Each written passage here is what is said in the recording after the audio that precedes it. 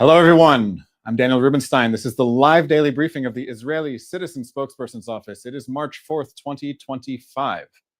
Another day has passed. There is no ceasefire with Hamas in Gaza in effect, and Hamas continues to hold Israeli hostages and make outrageous demands. Israel has given Hamas two options.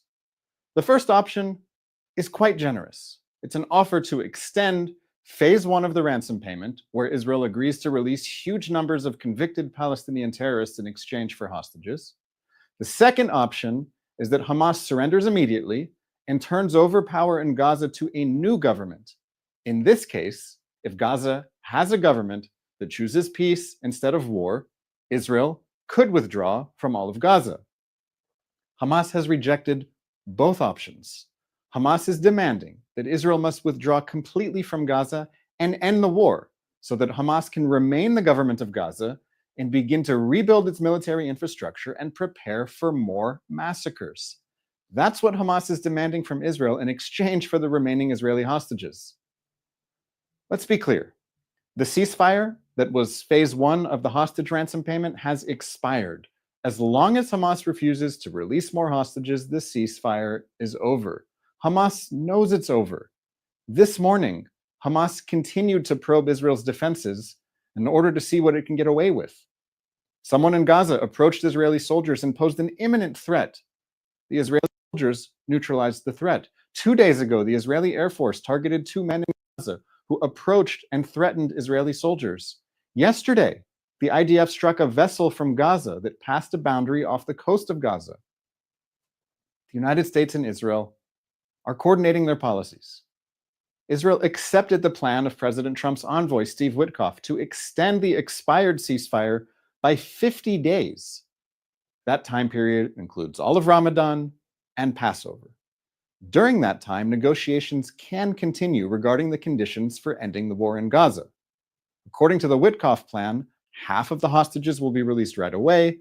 The other half will be released if Israel and Hamas reach an agreement on a permanent ceasefire. Hamas, of course, rejected this plan, and Hamas's agent, the government of Qatar, has rejected it too. Qatar and Hamas are insisting that Israel withdraw completely from Gaza and accept a ceasefire that leaves Hamas's military intact. In the meantime, Israel has announced that it will halt the shipment of food and supplies to the Hamas government of Gaza until the Hamas government of Gaza releases the hostages that the Hamas government of Gaza has been torturing and starving for nearly 17 months. Never in the history of humanity has a nation delivered so many supplies to enemy territory while that enemy is holding hostages and promising to annihilate its neighbor as Israel has to Hamas in Gaza. I want to share something I learned from reading an Instagram post written by Hamas captivity survivor Emily Damari. This is an amazing story and it raises a lot of questions. During the October 7th massacre, Hamas terrorists broke into Emily Damari's home in Kibbutz Kfar Aza, shot her at close range in the hand and leg, and took her back to Gaza as a hostage. We now know that Hamas terrorists took Emily to Shifa Hospital in Gaza City for surgery. I want to know, did anyone in the hospital, a doctor, a nurse, an administrator, tell someone in the outside world that Emily was there? Emily said that before the Palestinian doctor performed surgery on her hand, he said to her, "Hi, I'm Dr. Hamas." everyone working in Shifa Hospital on October 7th saw that armed Hamas men brought hostages seized from Israel into the hospital. There's video. Did any of the medical workers say anything? If you have an answer, let me know in the comments. I think we have time now for a couple of questions from our audience watching live on social media. Thank you, Daniel. Our first question comes from Iris on Instagram. Where does Trump's plan for Gaza stand? This is a big question. President Trump made a lot of headlines with his statements that the people of Gaza should move somewhere else because Gaza is uninhabitable and they should live somewhere else until Gaza can be habited again.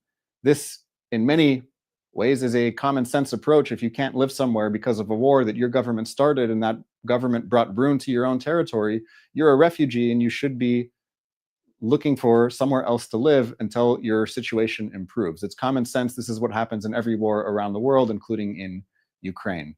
Well, what happened is that everyone suddenly panicked that that the people from Gaza are being forced to evacuate. And I said to myself, wait, this is the question that we need to be talking about. I say the people of Gaza are from Gaza, but the people from Gaza themselves are saying they're not from Gaza. They're saying they're actually from Israel, that they're refugees from Israel back in 1948. And 1.5 million of them have the right to invade Israel, conquer Israel, move to Israel, settle in Israel, and change Israel's name to Palestine. So what President Trump did was shine a spotlight on this issue and make people realize that the people of Gaza are at home in Gaza, and they need a government that will choose to live in peace rather than a government that chooses war. Right now, Gaza cannot be rebuilt. The situation in Gaza cannot be improved while Hamas is the government. While Hamas is the government of Gaza, it's declaring that Israel must be destroyed. It's continuing to hold hostages. There can't be any expectation that building materials will enter Gaza that Hamas can use to rebuild its military infrastructure. So the only path forward is a Gaza that is willing to live in peace with Israel.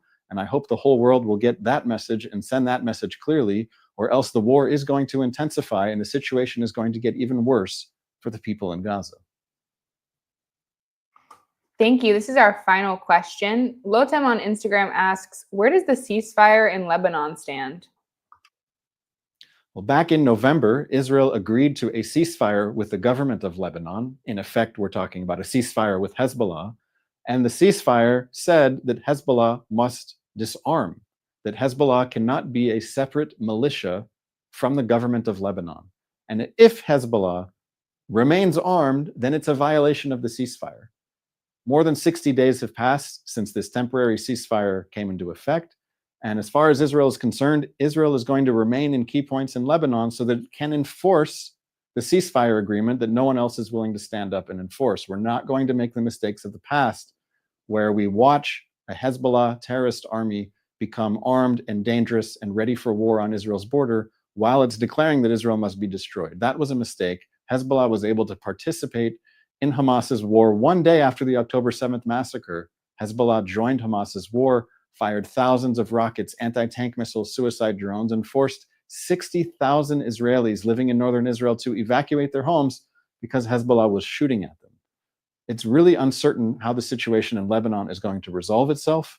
The government of Lebanon needs to make clear that Hezbollah must disarm, or else we're going to have a lot more problems in Lebanon than we do today. Just before I went live to do this briefing, I saw the headline was that Israel struck a target in Lebanon, perhaps a high-value Hezbollah target. It's not really clear at this, but everyone should understand that Israel is not going to wait for Hezbollah to disarm. If Hezbollah refuses to disarm, if the government of Lebanon refuses to disarm it, if the United Nations and other countries that care about the future of Lebanon do nothing, Israel is not going to wait while a terrorist army mobilizes on its border. The whole world needs to get that message. I want to thank everyone for watching. This has been the live daily briefing of the Israeli Citizen Spokesperson's Office. Please keep following us on social media. We will be back tomorrow at 3 p.m. Israel time, 8 a.m. on the East Coast. I wish you all a lovely day.